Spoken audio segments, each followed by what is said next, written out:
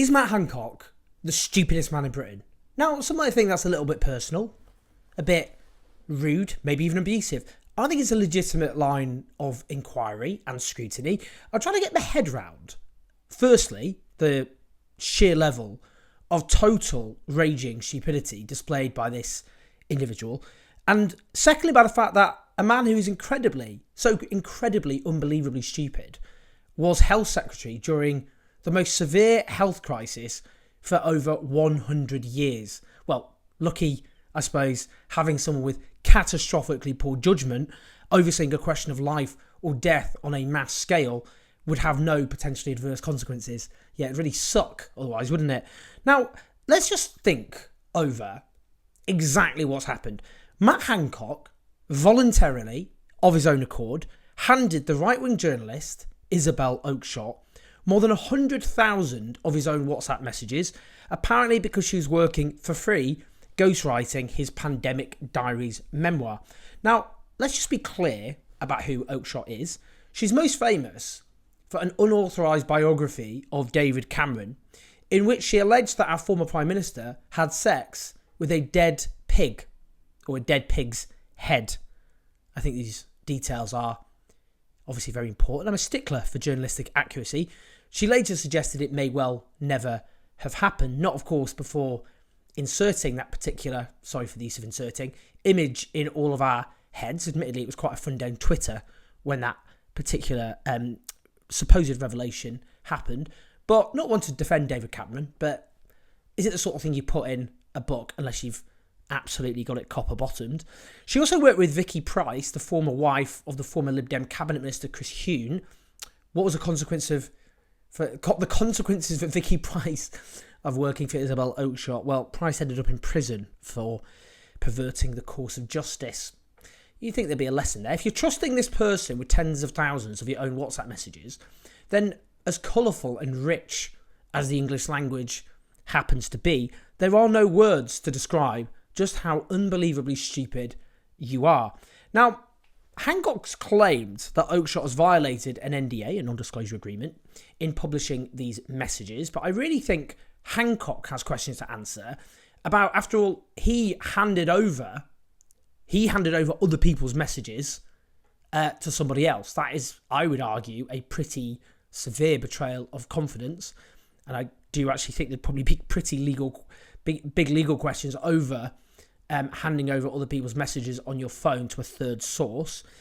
Now, there are question marks over intention here, over what Isabel Oakeshott is aiming to do, whether she's, this is what Hancock is alleging, she's aligned to anti-lockdown kind of views, so an attempt by those who opposed or believe that, rather than people like myself, that the government's policies were too kind of interventionist, too severe, and that she's trying to further that particular perspective, I suppose, and that then leaves a question mark over what messages will be leaked and what particular spin will be put on them.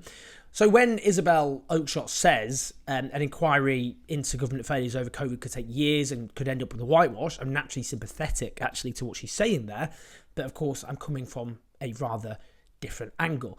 But the thing is, and this is really, really important, I know I'm being a bit flippant, it's often, I'm afraid, my style, sarky little git, aren't I, at the best of times, but we do need to go back to a basic fact that cannot be wished away or suppressed, which is that in this country, tens of thousands of people died, avoidable deaths during what always would have been an emergency, but an emergency which was made so much worse. A crisis turned into a catastrophe with the death of perhaps 200,000 people that were always going to be deaths, but the question is how many of those deaths could have been avoided if the government had taken different decisions.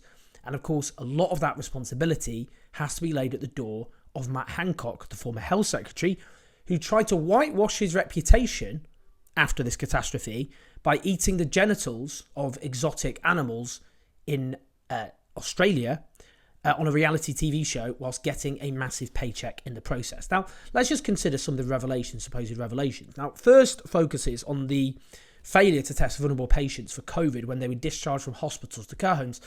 I really don't think the scale of this disaster has really been properly absorbed.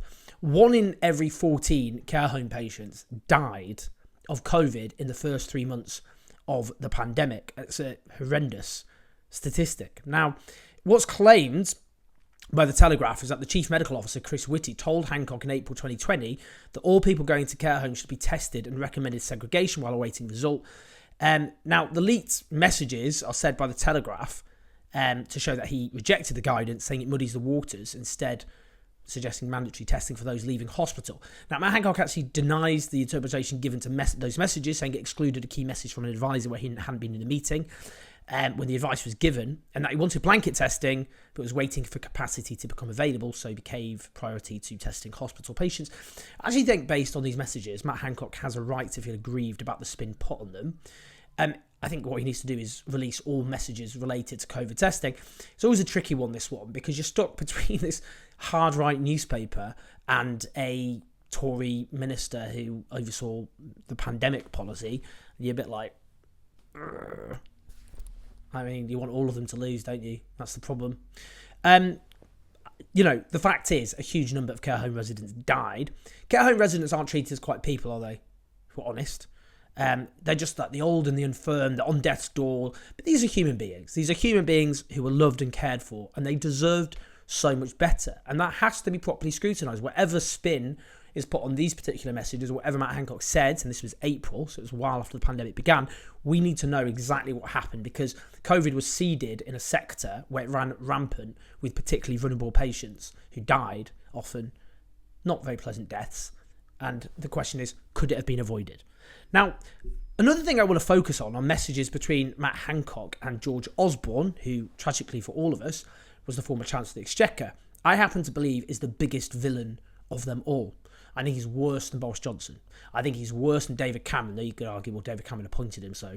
But I get that. But George Osborne was this, essentially the co-prime minister, and introduced ideologically driven austerity, which is at the heart of the devastation of the public realm, but also the massive disillusionment and anger, which then drove political disillusionment, led, I think, to Brexit and all the rest of it, and all the other crises that we've had, ruined people's lives for cynical partisan ends. Anyway, Osborne just sums up the establishment, because, of course, he went from Tory Chancellor of the Exchequer out on his ear after the Brexit referendum, but then, because of the revolving door which defines our establishment, ends up, amongst many of the jobs he's appointed to, very lucrative jobs, ends up in charge of a newspapers which are there to scrutinise the government, and here's a former leading light of the Tory government in charge of the Evening Standard, a newspaper.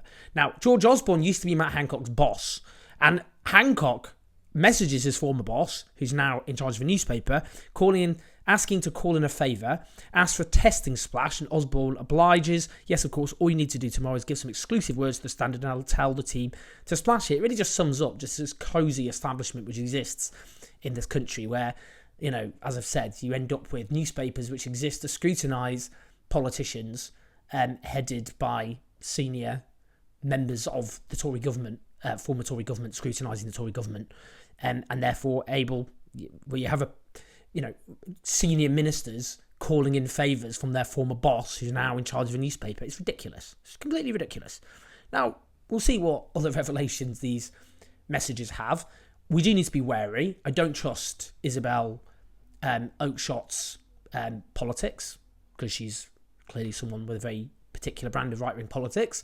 I don't trust the Daily Telegraph at all. Obviously, it's a hard-right newspaper, a toxic newspaper in every sense. I don't trust Matt Hancock. I don't trust any of these people. That's the problem. So all of us have to be very careful when we scrutinise these messages. Knee-jerk response to these messages would have just been, well, this exposes Matt Hancock for who he is. The problem is we can't trust any of the parties in this. We don't trust their perspectives. I'm suspicious about what their motives are. I think I'm entitled to, given, as I've said, the political perspectives they come from. And in the case of Matt Hancock, he's someone with every motive to whitewash what he did in government.